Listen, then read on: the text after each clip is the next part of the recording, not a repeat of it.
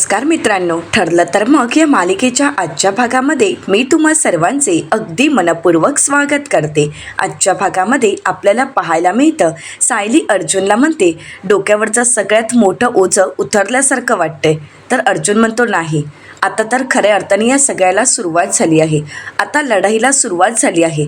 प्रियाचा मुखवटा उतरवण्याची सुरुवात। शांता मावशीचा खून प्रियानेच केला आहे हे कोर्टात सिद्ध करण्याची सुरुवात झाली आहे आणि त्यासाठी आपल्याला आता पुरावे गोळा करायची वेळ आली आहे। तर आता सायली अर्जुनला म्हणते, पण आता तर संतोषने हा आळ स्वतःवर घेतला आहे। तर अर्जुन म्हणतो, यात सुद्धा प्रियाचाच हात असणार। प्रियाने संतोषला ब्लॅकमेल केलं असणार, त्याला पैसे पुरवले असतील किंवा त्याला धमकी दिली असेल आणि म्हणूनच संतोषने हे सगळं काही स्वतःवर ओढावून घेतलं आहे। पण आता नाही, आता काहीही करून प्रियाचा खरा चेहरा सगळ्यांसमोर आणावाच लागेल आणि आता याच दिशेने आपल्याला पुढे जायचं आहे। आपल्याला पुरावे शोधायचे आहेत। तर सायली अर्जुनला म्हणते, हे सगळं काही ठीक आहे, या सगळ्या गोष्टी मला मान्य आहेत, परंतु आज तुम्ही सगळ्यात मोठी लढाई जिंकून घरी आला आहात, थोडा तरी आराम करा। तर अर्जुन म्हणतो, मी जिंकू शकलो कारण मी एकटा नव्हतो, तू माझ्यासोबत होतीस म्हणून हे शक्य झालं आहे। तर सायली अर्जुनला म्हणते, कुठलीही बायको आपल्या नवऱ्यासाठी जे करेल तेच तर मी केलं आहे। अर्थात या सगळ्यासाठी मला धीर एकटवावा लागलाच। माझा दोषी नवरा गजाआड आहे आणि इथे मात्र जिने खून केलाय ती राजरोसपणे बाहेर फिरतेय। हे सगळं काही मनाला अजिबातच पटत नव्हतं आणि तुम्हाला तसं पाहून माझी खरंच खूप चिडचिड व्हायची। पण त्याचवेळी मी ठरवलं होतं, तुम्हाला गजाआड करणारी ही प्रिया, तिनेच शांता मावशीचा खून केला आहे, हे जोपर्यंत कोर्टासमोर सिद्ध होत नाही तोपर्यंत थांबायचं नाही। तर आता अर्जुन सायलीला म्हणतो, मग आता आराम करून कसा चालेल? तर सायली म्हणते, आराम तुम्ही आता करणार आहात, मी नाही। प्रियाने इतकी वर्ष माझ्या नवऱ्याने केलेल्या मेहनतीवर पाणी फिरवलं आहे। इतकी वर्ष तुम्ही तुमची ओळख निर्माण केली होती, परंतु प्रियाने तुमच्या याच प्रतिमेला धोका दिला आहे, याच प्रतिमेला धक्का लावला आहे। तुमच्या झालेल्या प्रत्येक अपमानाचा आणि मी गाळलेल्या प्रत्येक अश्रूचा एक एक हिशोब तिला चुकता करावा लागणार आणि तोपर्यंत मी शांत बसणार नाही।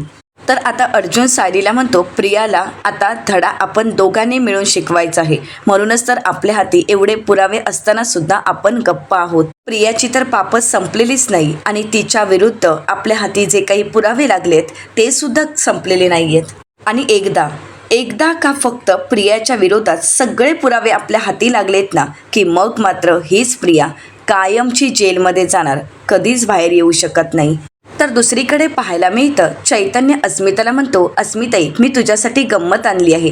अस्मिता म्हणते, काय आणलंयस? तर चैतन्य म्हणतो, एक मिनिट। असं म्हणत आता चैतन्य त्याने आणलेलं सरप्राईज अस्मिताला देण्याअगोदर अस्मिताला म्हणतो, अस्मिताई तुला नखं रंगवायची खूप आवड आहे ना?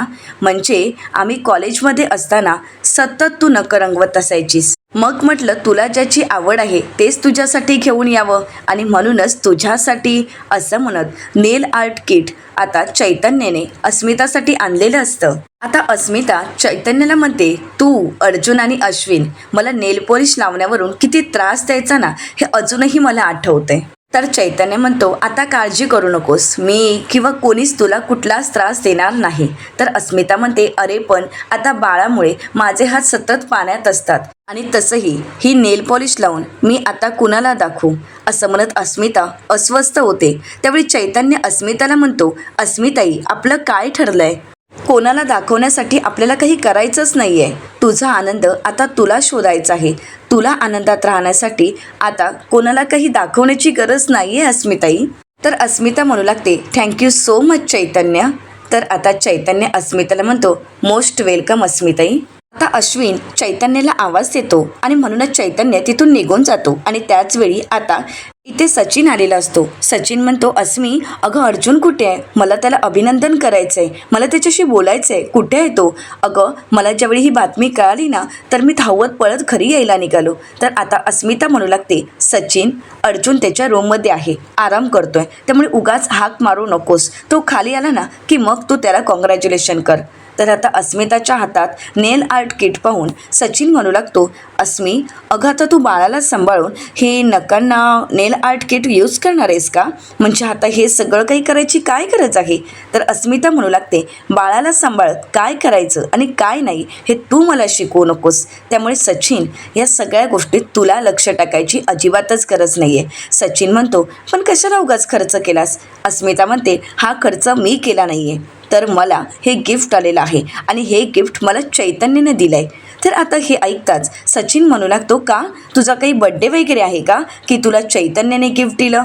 तर अस्मिता म्हणते, चैतन्य मला लहानपणापासून ओळखतो, त्यामुळे मला काय आवडतं आणि काय नाही हे चैतन्याला चांगलंच माहीत आहे आणि गिफ्ट देण्यासाठी तो माझा काही वाढदिवस वगैरे शोधत नसतो.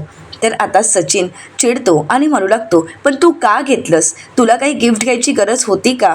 त्याला असं वाटलं असेल की मी काहीच तुला देऊ शकत नाही आणि म्हणूनच त्याने मुद्दामून तुला हे गिफ्ट दिलं असेल. तर आता अस्मिता चिडते आणि म्हणू लागते, सचिन असले विचार ना फक्त तुझ्या मनात येऊ शकतात, चैतन्याच्या नाहीत. आणि असे विचार चैतन्याच्या मनात आलेही नाहीत. त्याने सहजमध्ये हे गिफ्ट दिलं आहे, त्यामुळे कुठल्याही गोष्टीचा संबंध तुझ्याशी जोडायचा काहीच गरज नाही आहे. उगाच कुठले विचार कुठे नेऊ नकोस असं म्हणत अस्मिता रागानेच तिथून निघून जाते. आता चैतन्याने अस्मिताला गिफ्ट दिलं हे ऐकून मात्र सचिनला खूप राग आलेला असतो. तर दुसरीकडे नाटकी प्रिया आता इथे अधिराजला भेटण्यासाठी आलेली असते. प्रिया नाटक करत अधिराजला म्हणते, मला सतत असं तुझ्यासमोर रडगाणं लावायला अजिबातच आवडत नाही, पण मी तरी काय करणार अधिराज? तुझ्याशिवाय माझ्या आयुष्यात आहे तरी कोण? अरे तूच तर माझ्या आयुष्याचा एक भाग आहेस. आता अधिराज प्रियाला म्हणतो, प्रिया तुला खरंच सांगू का, तू ज्यावेळी माझ्यासमोर तुझं मन मोकळं करतेस ना त्यावेळी मला खरंच खूप बरं वाटतं, कारण तू तुझ्या आयुष्याचा मला भाग मानतेस. त्यामुळे प्लीज स्वतःला त्रास करून घेऊ नकोस. तुझ्या मनात जे काही असेल ना ते सगळं माझ्यासमोर बोल, मला या सगळ्याचं वाईट नाही वाटणार. बोल प्रिया, काय झालं नक्की? आणि तू आता जे काही सांगशील ना ते मी शांतपणे ऐकून घेईल. बोल ना, काय झालंय नक्की? प्रिया नाटक करत आणि रडतच अधिराजला म्हणते, अधिराज आमच्या डोक्यावरचं छप्पर जाण्याची वेळ आली आहे. नवरा असा निघाला म्हणून मी कायमची आईबाबांकडे राहायला आली आणि आईबाबांच्या उपचारांसाठी मी आमचं राहतं घर गहाण ठेवलं. असं म्हणत प्रिया रडू लागते. अधिराज म्हणतो, काय? तर प्रिया म्हणते, हो ना, माझ्याकडे दुसरा कुठलाच पर्याय नव्हता. त्या क्षणी माझ्याकडे हा एकमेव पर्याय होता आणि मला तेच करावं लागलं. आमचं राहतं घर गहाण ठेवावं लागलं. परंतु आता हे सगळं काही इतकं वाढत गेलं आहे ना, म्हणजे कर्जाचे हप्ते आणि त्यात कर्जाची थकबाकी. मी भरपूर असे हप्ते अजूनही भरले नाही आहेत आणि या सगळ्यामुळेच ज्याच्याकडून मी कर्ज घेतलं होतं ना ती व्यक्ती आता माझं घर जप्त करणार आहे. असं म्हणत प्रियाची इतकी रडत नाटकं चालू असतात की समोरच्या व्यक्तीला काहीही करून तिला खोळात घ्यायचंच असतं. तर अधिराज प्रियाला म्हणतो, प्रिया मला कळतंय सगळं, घर जप्त होण्याची भीती मी समजू शकतो, परंतु प्रिया अजून तुझा माझ्यावर विश्वास का नाही आहे? तर प्रिया अधिराजला म्हणते, अधिराज म्हणजे तुला काय म्हणायचं आहे? तर अधिराज प्रियाला म्हणतो, मी असताना तुला तुझ्या डोक्यावरचं छप्पड जाऊ देईन का? प्रिया फक्त तू मला सांग की किती हप्ते थकले आहेत, किती लोन आहे, ते सगळं लोन आत्ताच क्लिअर करतो. तर आता प्रिया नाटक करत म्हणते, नाही नाही अधिराज, नाही, मी तुझ्याकडून पैसे घेणार नाही आणि आपल्या प्रेमावर जर कोणी शंका घेतली ते तर मला ती अजिबातच आवडणार नाही. अधिराज, कोणाला असं वाटायला नको की तुझे पैसे पाहूनच मी तुझ्या प्रेमात पडले आहे. अधिराज म्हणतो, एक मिनिट प्रिया, प्लीज असं काहीतरी बोलू नकोस. प्रिया अगं, माझे जे काही पैसे आहेत त्या सगळ्या पैशांवर तुझाच तर अधिकार आहे, तुझेच तर आहेत. लग्नानंतर आपलं जॉईंट अकाउंट असणार की नाही, मग तू का काळजी करतेस? अगं तुला हवे तेवढे पैसे तू काढ, मी तुला एका शब्दानेही विचारणार नाही, तर कुठल्याच पैशाचा हिशोब नाही मी तुला विचारणार. पण आता मला सांग की तुला किती पैशांची गरज आहे, ते लोन फेडण्यासाठी तुला किती पैसे हवे आहेत? तर प्रिया नाटक करत म्हणते, नाही अधिराज, रक्कम खूप मोठी आहे, मला सांगायलाही लाज वाटते. तर अधिराज म्हणतो, मला सांग फक्त किती रक्कम आहे? तर प्रिया म्हणते, 5 लाख रुपये. आता अधिराज प्रियाकडे पाहत असतो. तर प्रिया म्हणते, तुलाही धक्का बसला ना? मला वाटलंच होतं अधिराज, म्हणूनच तर मी तुला सांगत नव्हते. अधिराज तू सगळं विसर, त्या कर्जाचा आणि तुझा काहीही संबंध नाही आहे, त्यामुळे तू स्वतःला अजिबात त्रास करून घेऊ नकोस, नको या सगळ्याकडे लक्ष देऊस, मी बघेन काहीतरी. तर अधिराज प्रियाला म्हणतो, पण माझा तुझ्याशी संबंध आहे ना प्रिया, आणि तो कायम राहणार आहे. बँक ट्रान्सफर चालेल? तर प्रिया म्हणते काय? तर अधिराज म्हणतो नाही म्हणजे आता माझ्याकडे 5 लाख कॅश नाही आहे, त्यामुळे बँक ट्रान्सफर चालेल का तुला? आता प्रिया अधिराजला प्रश्न करत म्हणते तू खरंच मला एवढे पैसे देणार आहेस का? तर अधिराज म्हणतो हो, काहीच हरकत नाही. हे बघ प्रिया, तुझ्या डोळ्यातील हे अश्रू मला अजिबातच आवडत नाहीत आणि हे अश्रू घालवण्यासाठी मी हवी तेवढी रक्कम मोजायला तयार आहे, असं म्हणत अधिराज प्रियाचा हात हातात घेतो. आता प्रिया प्रेमाचं नाटक करत म्हणते अधिराज तू तर माझ्यासाठी देवदूत आहेस रे, खरंच. अरे पण तू अगोदरच माझ्या आयुष्यात का नाही आलास? तर अधिराज प्रियाला म्हणतो पण मी आता आलोय ना, मग आता मी तुला कुठेही जाऊ देणार नाही. कायम तू माझ्या सोबतच असशील आणि मी तुझ्यासोबत. आता अधिराज आपला मोबाईल हातात घेतो आणि प्रियाला म्हणतो प्रिया तू तुझा मोबाईल चेक कर, मी पैसे ट्रान्सफर केलेत 5 लाख. तर आता प्रिया पाहते तर तिला 5 लाख रुपये आलेले असतात. अधिराज म्हणतो 5 लाख. तर आता प्रिया मनाशीच म्हणते मी बहुतेक माती खाल्ली आहे. खरं तर मी 15 लाख बोलायला हवी होती, कारण माझी ही पैसे छापणारी मशीन मला कितीही पैसे द्यायला तयार आहे आणि तसेही त्याने मला 15 लाखही हसत हसत दिले असते. पण ठीक आहे ना, आता जेवढ्या लोकांना सायली अर्जुन भेटले आहेत तितक्या लोकांना तरी आता हे पैसे थोडे थोडे देऊन का होईना परंतु फितवता येईल, असं म्हणत प्रिया आता 5 लाख रुपये मिळताच खूप खुश झालेली असते. प्रिया खुश होत म्हणते आता त्यांच्याकडूनच कळेल की अर्जुनच्या हाती माझ्या विरुद्ध काय काय पुरावे आहेत. आता या पैशांच्या जोरावर अर्जुन सायलीला हरवायला मला कितीसा वेळ लागणार आहे. तर अधिराज हे सगळं काही पाहत असतो आणि अधिराज मनाशीच म्हणतो 5 लाख रुपये मिळालेत म्हणून प्रिया खुश झाली आहेस ना तू? अगं मी तर तुला कॅशही देऊ शकलो असतो, परंतु मी तुला पैसे ट्रान्सफर केले आहेत. आता तर अकाउंट टू अकाउंट ट्रान्सफर झाल्याचा पुरावा आहे ना माझ्याकडे. आणि आता तिथे ठेवलेल्या फ्लॉवर पॉटमध्येच आता अधिराजने कॅमेराही ठेवलेला असतो, त्यामुळे प्रियाची ही सगळी नाटकं त्या कॅमेरामध्ये कॅप्चर केली जातात आणि सगळे हे पुरावे आता अर्जुनपर्यंत पोहोचवले जाणार. दुसरीकडे सुभेदारांच्या घरी आपल्याला पाहायला मिळतं की प्रिया अगदी रिलॅक्स बसलेली असते आणि त्याचवेळी अश्विन तिच्यासाठी कॉफी घेऊन येत म्हणतो चला चला आज खास बायकोला माझ्या आजची कॉफी. तर आता प्रिया नाटक करत म्हणते अश्विन अरे तू का घेऊन आलास? तर अश्विन म्हणतो कितीतरी दिवसानंतर तू अशी रिलॅक्स बसली आहेस आणि तुझी जॉब प्रोफाईलसुद्धा किती त्रासदायक आहे ना, म्हणजे तुझी किती धावपळ होते. तर प्रिया म्हणते हो ना अश्विन, खूप धावपळ होते आणि आपली जॉब प्रोफाईलसुद्धा इतकी वेगळी आहे ना की माझ्या प्रोफाईलमध्ये जी कामं येत नाहीत ना ती सुद्धा मला करावी लागतात, कारण माझ्या ऑफिसमधील सर्वच जण माझ्यावर एवढा विश्वास टाकतायत ना की मला त्या विश्वासाला पात्र ठरवावं लागतंय. तर अश्विन म्हणतो म्हणूनच तर मी माझ्या बायकोसाठी छान माझ्या हातची कॉफी बनवून आणली आहे. आता प्रिया नाटक करत म्हणते थँक्यू अश्विन, अरे तू इतका गोड आहेस ना की ह्या कॉफीमध्ये साखर नाही टाकली असतीस ना तरी चाललं असतं. तर अश्विन विचारतो खरंच की काय? तर प्रिया म्हणते हो. आता दोघी हसू लागतात. तर आता अश्विन प्रियाला म्हणतो बरं तन्वी आता मला हॉस्पिटलला जायचं नाहीये, म्हणजे आज मला सुट्टी आहे. आपण एक काम करायचं का तन्वी, आपण लंच डेटला जायचं का? तर आता प्रिया म्हणते आज? तर अश्विन म्हणतो हो आजच. अगं बघ ना कितीतरी दिवसानंतर आपल्याला छान एकमेकांसोबत वेळ घालवता येईल आणि बघ ना आपण एक काम करूया, त्यानंतर एक छान अशी फिल्म बघायला सुद्धा जाऊ. तर प्रिया नाटक करत म्हणते ह्याच्यासोबत असा फालतू टाइमपास करत बसले ना तर अर्जुन आणि सायलीने माझ्या विरुद्ध काय काय पुरावे शोधले आहेत हे मी कसे शोधणार आहे, कसे मिळवणार आहे? नाही, मला आता काहीतरी करावंच लागेल. आणि आज तर मला अधिराजला सुद्धा भेटायला जायचं होतं, परंतु सुभेदारांच्या या किल्लीला माझ्यावर संशय येऊन अजिबातच चालणार नाही. तर आता ही प्रिया या सगळ्या गोष्टींचा विचार करत असते. तर अश्विन म्हणू लागतो तन्वी काय झालंय, कसला विचार करतेस? आता अश्विन प्रियाला विचारतो तन्वी जाऊयात ना? तर प्रिया म्हणते हो जाऊया, नक्की जाऊया. तर अश्विन म्हणतो मग होकार द्यायला एवढा वेळ का लावलास, का बोलत नव्हतीस? प्रिया म्हणते अरे तू लंच डेटला जाऊया हे ज्यावेळी मला बोललास ना त्यावेळी आनंदाने मला शब्दच फुटत नव्हते, मला काय बोलावं काहीच कळत नव्हतं. असं म्हणत प्रियाच्या थापा मारणं काही संपत नसतं. तर अश्विन म्हणतो बरं हायवेजवळ एक नवीन रेस्टॉरंट ओपन झालं आहे, तिथे बुक करू का टेबल, चालेल का तुला? तर प्रिया म्हणते हो चालेल ना, काहीच हरकत नाही. प्रिया पुढे नाटक करत अश्विनला म्हणते अश्विन अरे तू माझ्यासोबत असशील ना तर मी एखाद्या ढाब्यावर यायला सुद्धा तयार आहे. अश्विन खुश होतो आणि प्रियाचे गाल पकडत म्हणतो किती गोड बायको आहे माझी. तर त्यानंतर अश्विन आता टेबल बुक करण्यासाठी मोबाईल हातात घेतो. प्रिया आता अश्विनकडे पाहते तर दुसरीकडे पाहायला मिळतं सायली अर्जुन त्यांच्या रूममध्ये असतात. आता अर्जुनने स्टडी करायला सुरुवात केलेली असते. तर आता सायली अर्जुनला विचारते, काय हो, काय वाचताय? तर अर्जुन म्हणतो, काही नाही, शांता मावशीची फाईलच स्टडी करण्यासाठी घेतली आहे. आता अर्जुन सायलीला म्हणतो, सायली, या सगळ्याचा अभ्यास करण्यासाठी आपल्याला अगोदर संतोषला भेटावं लागेल. म्हणजे संतोषच्या सगळ्याच गोष्टी जाणून घ्याव्या लागतील. त्याचा बॅकग्राऊंड, तो काय करतो, तो कुठे राहतो, या सगळ्या गोष्टी आपल्याला कळणं गरजेचं आहे. कारण या केससाठी सगळ्यात महत्त्वाची गोष्ट आहे आणि सगळ्यात महत्त्वाची व्यक्ती आहे ती म्हणजे संतोष.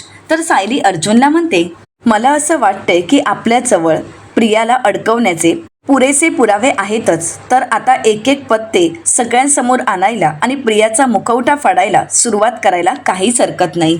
आणि त्याची सुरुवात आजच करायला हवी. तर अर्जुन म्हणतो, आजपासून? तर सायली म्हणते, हो, कारण आपण त्या DNA रिपोर्टची वाट बघतोय. परंतु DNA रिपोर्ट व्यतिरिक्त अशा बऱ्याच गोष्टी आहेत की ज्या गोष्टी आपण सर्वांसमोर आणू शकतो. तिचा खरा चेहरा समोर आणण्यासाठी आपल्याकडे जे काही पुरावे आहेत ते आत्ता तरी पुरेसे आहेत. आणि आपण जर रोज एकच तिचा गुन्हा सगळ्यांसमोर आणला ना तर ती अजून घाबरेल. उद्या काय घडेल, उद्या काय सगळ्यांसमोर येईल याची सतत तिला भीती राहील. आणि अशाने शांता प्रकरणात तिचा लक्ष कमी जाईल. आणि मग मात्र तुम्हाला या खुनाचा तपास करण्यात कुठलीच अडचण येणार नाही. आता सायलीचा हा प्लॅन अर्जुनला आवडलेला असतो. अर्जुन म्हणतो, खरंच ग्रेट आहेस बायको तू. म्हणतेस ना, म्हणजे एका दगडात ते? तर सायली म्हणते, हो, एका दगडात 2 पक्षी मारायचे आहेत. आणि आता आपण सुद्धा तेच करायचं आहे. प्रियाची ही काळी बाजू अश्विन भाऊजींसमोर येणं खूप गरजेचं आहे आणि ते काम आपल्याला आजपासूनच सुरू करावं लागेल. तर आता अर्जुन म्हणतो, एक काम करूया, आपण अधिराज आणि सँडीला आजच खरी बोलूयात. त्यांच्याकडूनच अश्विनला प्रियाचं सत्य कळेल. तर सायली म्हणते, मग मी आत्ताच एक काम करते, मी आता सँडीला फोन करते. असं म्हणत सायलीने सँडीला फोन केलेला असतो. परंतु सँडी काही फोन उचलत नाही. अर्जुन विचारतो, काय झालं? सायली म्हणते, सँडी फोन उचलत नाहीये, कामात असेल बहुतेक, पण तो नंतर मला फोन नक्कीच करेल. तर अर्जुन म्हणतो, ओके, मी अधिराजला फोन करतो. असं म्हणत अर्जुनने आता अधिराजला फोन करायला घेतलेला असतो. सायली म्हणते, बरं, आता मी खाली जाते, खूप कामं पडली आहेत. आणि हो, माझी कामं आवरून झाल्यावर मी वर आल्यावर आपण सगळ्यात पहिलं प्रियाचा मुखवटा फाडण्यासाठी पहिलं पाऊल कसं टाकायचं त्यावर विचार करायचा आहे. अर्जुन सायलीला म्हणतो, ओके मॅम. तर आता सायली किचनमध्ये यायला निघते आणि त्याचवेळी ती मोबाईलही घेऊन आलेली असते. आता सायली विमलताईंना म्हणते, हे काय विमलताई, नाश्ता करायला घेतला पण तुम्ही? तर विमलताई म्हणतात, हो, कारण सकाळी तन्वीताई माझ्याकडे आल्यात आणि मला म्हणाल्यात मी मदत करते, म्हणून आम्ही दोघींनी मिळून नाश्ता बनवायला घेतला. आता प्रिया नाटक करत म्हणते, सायली, अगं तू किचनची अजिबातच काळजी करू नकोस, मी आहे ना, तू एक काम करशील का, हवं तर तू आराम कर ना. आता प्रियाची ही नाटकं सायलीला चांगलीच माहीत असतात आणि म्हणून सायली काहीच प्रत्युत्तर देत नाही. आता सायली म्हणते, मी कुकर लावायला घेते. असं म्हणत सायली कुकर लावायला घेत असते. तर अस्मिता आवाज देत म्हणते, सायली, विमल, जरा माझ्या मदतीला येता का? तर सायली म्हणते, हो हो आलो. असं म्हणत आता दोघेही जात असतात. परंतु त्याच वेळी सायली पाहते तर तिच्या मोबाईलची बॅटरी डाऊन झालेली असते आणि म्हणूनच सायली अगोदर आपला मोबाईल चार्जिंगला लावण्यासाठी घेते. आता सायली किचनमध्येच आपला मोबाईल चार्जिंगला लावते आणि तिथून निघून जाते. आणि त्याचवेळी प्रिया किचनमध्ये वावरत असते. आता प्रिया किचनमध्ये काम करत असते, ब्रेकफास्ट बनवत असते आणि त्याच वेळी सायलीच्या फोनवर सँडीचा फोन आलेला असतो. आता प्रिया पाहते तर सँडीचं नाव असतं. सँडीचं नाव पाहताच प्रिया घाबरून जाते. प्रिया म्हणते, सँडी, सँडी सायलीला का कॉल करतोय? आता मात्र प्रिया पूर्णपणे घाबरलेली असते, कारण सँडी सायलीच्या संपर्कात आहे हे प्रियाला सत्य कळालेलं असतं. प्रिया म्हणते, नक्कीच काहीतरी गडबड आहे. असं म्हणत ती सँडीचा फोन उचलते. सँडी म्हणतो, हॅलो सायली वहिनी, तुम्ही मगाशी कॉल केला होता ना? सॉरी, मी त्यावेळी कामात होतो, पण तुमचा फोन उचलू शकलो नाही. पण तुम्ही पुराव्यांसाठीच फोन केला असेल ना? डोंट वरी सायली वहिनी, प्रियाच्या अफेअरचे सगळे पुरावे माझ्या हाती लागले आहेत आणि तिचे अजून 2-3 बॉयफ्रेंड्स आहेत ना, त्यांच्यासोबत सुद्धा मी बोललेलो आहे आणि मिळालेले सगळे पुरावे मी एन्व्हलपमध्ये ठेवलेच आहेत. मी तुम्हाला आत्ताच एक लोकेशन पाठवतो, त्या लोकेशनवर तुम्ही या. मी अर्ध्या तासात तिथे पोहोचेनच आणि सगळे पुरावे तुमच्या हाती देईन. आता हे ऐकल्यानंतर प्रियाला धक्का बसतो. प्रियाच्या पायाखालची जमीनच सरकते आणि तिला चांगलाच घाम फुटलेला असतो. आता प्रियाची सगळी अफेअर्स सँडीने सायलीला पुराव्यासहित द्यायची ठरवलेली असतात आणि हे सत्य प्रियाला कळालेलं असतं. सँडी प्रियालाच आता पुढे म्हणतो, मी जरा गडबडीत आहे, ठेवतो फोन. सँडीला माहीतही नसतं की आपण जे सत्य सांगितलंय ते सायली वहिनीला नाही तर प्रियाला. परंतु आता सँडी तर फोन ठेवतो, परंतु प्रियाला मात्र सगळ्यात मोठं सत्य कळालेलं असतं. आता प्रिया घाबरतच म्हणते, माझ्या अफेअरचे पुरावे म्हणजे या सँडीने नक्की माझ्या कुठल्या कुठल्या बॉयफ्रेंडला गाठलं आहे आणि कुठले पुरावे मिळवले आहेत. आता हे सगळे पुरावे जर अश्विनच्या हाती लागले तर मी अडकणार. माझा हुकमाचा एक्का अश्विन हातून जाईल. नाही, असं होऊन चालणार नाही. नाही, काहीही झालं तरी हे सगळं अश्विनच्या हाती लागायला नको. त्यासाठी मला हे सगळे पुरावे मिळवावे लागतील आणि कायमचे नष्ट करावे लागतील. नाही, आता काही करून मला आता हे सगळे पुरावे मिळवावेच लागतील. सँडी सायलीला भेटण्या अगोदरच मला सँडीला गाठावं लागेल आणि ते सगळे पुरावे मिळवावे लागतील. असं म्हणताच आता प्रिया पुन्हा एकदा तो मोबाईल चार्जिंगला लावत असते आणि त्याच वेळी सँडीचा मेसेज आलेला असतो. लोकेशन त्याने पाठवलेलं असतं आणि हे लोकेशन प्रियाच्या हाती लागलेलं असतं. प्रिया आता लगेच जाऊन ते पुरावे आपल्या हाती घ्यायचं ठरवते. आता प्रिया तर पुराव्यांसाठी तिथून पळालेली असते. तर इथे कल्पनाताई, प्रतापराव आणि अश्विन येत सायलीला आवाज देत म्हणतात, सायली, विमल, अगं नाश्ता तयार नाही आहे का अजून? तर आता त्याच वेळी सायली आणि विमलताई त्या ठिकाणी येतात. तर प्रतापराव म्हणतात, अगं काय हे, आमच्या पोटात तर भुकेने कावळे ओरडायला लागले आहेत. तर विमलताई म्हणतात, वहिनी, आम्ही बाळाला जरा आंघोळ घालत होतो ना, म्हणून थोडा उशीर झाला. कल्पनाताई म्हणतात, काही हरकत नाही. तर सायली म्हणते, पण नाश्ता तयार, असं म्हणत ती किचनकडे पाहते तर प्रिया मात्र तिथून गायब झालेली असते. सायली विमलताईंना म्हणते, हिने नाश्ता केला नाहीये का? ही म्हणाली होती ना की मी नाश्ता करेन. आता सायली लगेच कल्पनाताईंना म्हणते, आई, मी लगेच पोहे करायला घेते. असं म्हणत विमलताई आणि सायली पोहे करण्यासाठी निघून जातात. आता अर्जुन सुद्धा ब्रेकफास्टसाठी आलेला असतो आणि त्याच वेळी प्रिया तिची बॅग घेऊन बाहेर पडते.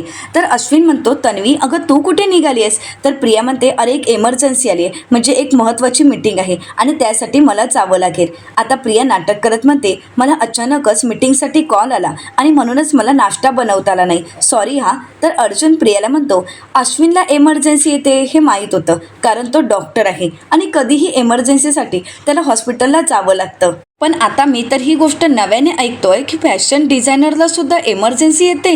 आता सायली प्रियाला प्रश्न करत म्हणते, नक्की कुठे काम करतेस का तू? नाही म्हणजे तुझ्या कंपनीचं नाव काय आहे? आता मात्र प्रिया घाबरलेली असते.